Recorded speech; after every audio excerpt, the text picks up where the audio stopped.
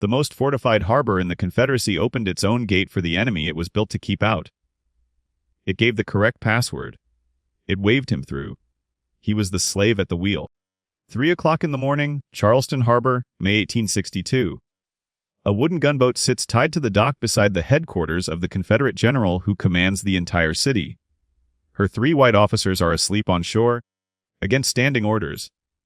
The 8 enslaved crewmen they left aboard are not asleep. One of them, a 23-year-old pilot named Robert Smalls, is putting on the captain's straw hat. He knows he has maybe 4 hours.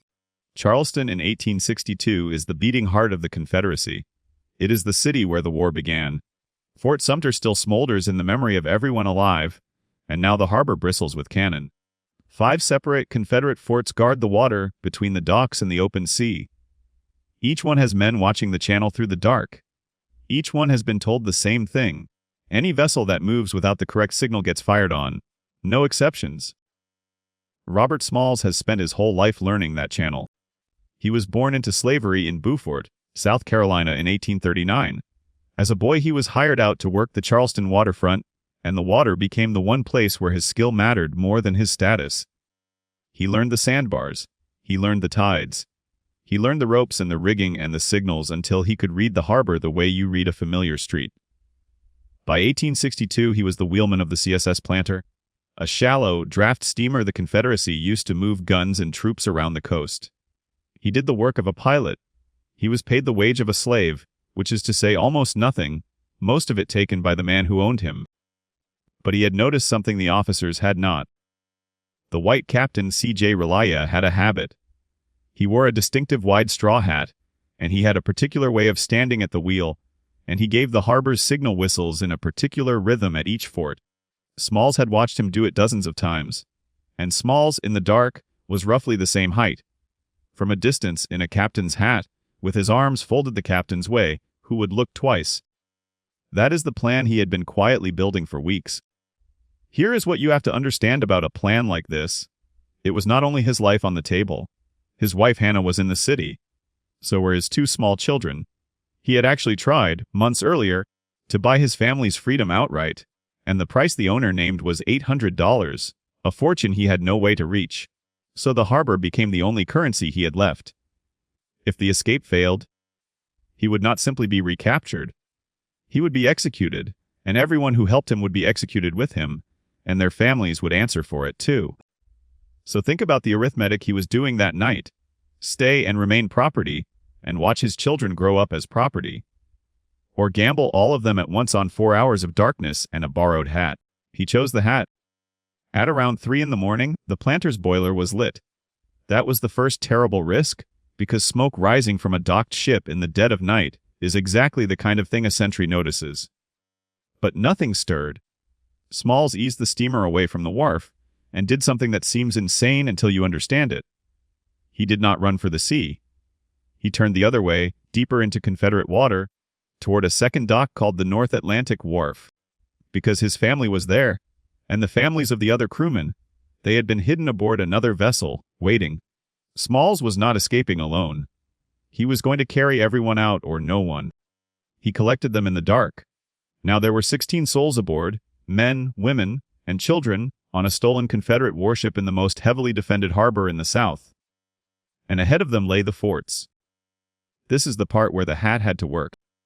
The planter steamed toward Fort Johnson first, then toward the greatest test of all, Fort Sumter itself, the stone fortress at the harbor mouth, where the war had started. Smalls stood at the wheel in Relia's straw hat, arms crossed in the captain's posture. As the ship approached each checkpoint, he pulled the whistle cord and gave the exact coded signal, the precise sequence he had memorized by watching a man who never once imagined the wheelman was studying him. The signal at Sumter came just before dawn. Smalls gave it, and the guards, seeing the familiar silhouette and hearing the correct whistle, did what they were trained to do. They waved the planter through. Sit with that for a second. The most fortified position in the Confederacy opened its own gate. At the correct password, for the enslaved man it was built to keep in chains. Now the open sea was ahead. But the danger had not ended. It had only changed shape. Because beyond the harbor, blockading the coast, sat the ships of the United States Navy. And to them, the planter was a Confederate gunboat, steaming straight at them out of the enemy stronghold at first light. A warship coming out of Charleston could only mean one thing. They prepared to open fire. Smalls had thought of this too. Aboard the planter, his crew hauled down the Confederate flag and the South Carolina state flag. In their place they ran up a bedsheet. Hannah's bedsheet, white, the plainest surrender flag a person can make. The Union sailors aboard the USS Onward saw it in the growing light, held their fire, and let the strange little steamer come alongside. A Union officer climbed aboard, and Robert Smalls, still in the captain's straw hat, is said to have greeted him with a line for the ages. He offered up the planter, and her guns and himself, to the United States. He had not just freed 16 people. He had handed the Navy a working Confederate warship, and with it something worth even more. The planter's papers included a Confederate code book, and a chart of exactly where the harbor's mines and defenses were laid. A pilot's knowledge, delivered to the enemy the men who had owned him. The story of the escape reached Washington within weeks. It was almost too clean, too symbolic, and it did something to the argument raging in the North about whether black men should be allowed to fight at all. Here was the answer, steaming into the blockade under a bedsheet. Smalls himself traveled north and met with people at the highest levels of the government, and his case became part of the pressure that helped open the door to black enlistment in the Union Army. But this is where the story stops being only an adventure and becomes something that should reframe how you think about the entire war. Robert Smalls did not vanish into a happy ending. He kept piloting the planter, now for the Union, and he was reportedly the first black man to captain a United States vessel. He was in an engagement where a white officer wanted to surrender the ship, and Smalls refused, took the wheel, and ran it out of danger. Because he knew that surrender for the white crew meant capture, but for him and his men it meant death or worse. And then the war ended. And most stories about the enslaved end at freedom, as if freedom were the finish line. His didn't. He went home to Beaufort, to the very town where he had been born property. And he bought the house. Not a house, the house. The home of the man who had enslaved him, sold at a wartime tax auction, purchased by the man who had once been counted among its possessions. His former enslaver's widow, elderly and confused, is said to have returned to that house believing it's still hers, and Smalls, remarkably, let her stay. Then he ran for office. Robert Smalls, who 20 years earlier could be bought and sold, was elected to the South Carolina legislature and then to the United States House of Representatives. He served 5 terms in Congress. He wrote into South Carolina's Constitution the guarantee of free public education for every child, which had never existed there before. The man who had stolen literacy and skill in a system designed to deny him both spent his political life making sure the next generation would not have to steal it. He lived until 1915, long enough to watch the freedoms he had fought for be slowly stripped back by new laws designed to disenfranchise the very people he had helped free.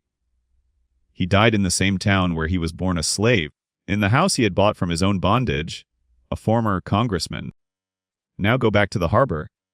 3 in the morning, a borrowed hat, 16 lives, and 5 forts that had been told to fire on anything that moved wrong.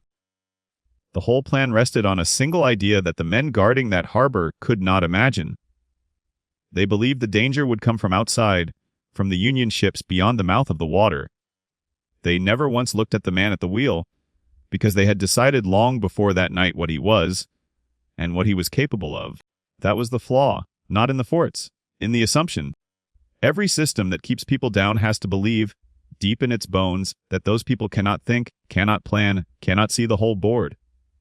And the moment one of them proves otherwise, at 3 in the morning, in a straw hat, giving the correct signal, the whole thing turns out to have been guarding the wrong direction the entire time.